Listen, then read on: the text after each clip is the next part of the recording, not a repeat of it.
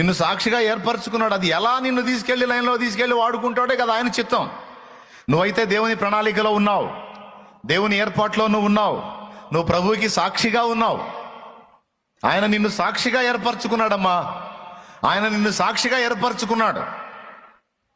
మరి ఆయన ఏర్పాట్లో నువ్వు ఉన్నావు గనుక నువ్వు ముందు చేయాల్సిన పని ఏంటో చెప్తున్నాడు చూడండి.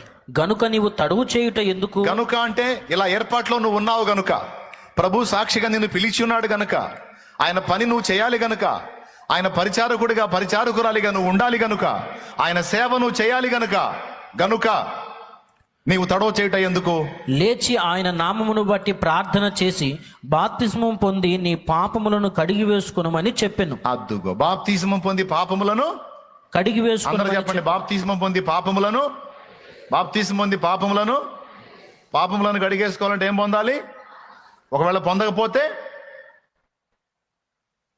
అది బాప్తిస్మం పొంది కడిగేసుకో అంటే, బాప్తిస్మం పొందకపోతే పాపాలు నీ మీదే నిలిచి ఉంటాయి. పాపాలు నీ మీదే నిలిచి ఉంటే పాపాల తాలూకు శాపం, నిత్య నరకం నీ కోసం నోరు తెరుచుకొని కాసుకొని ఉంటాయి.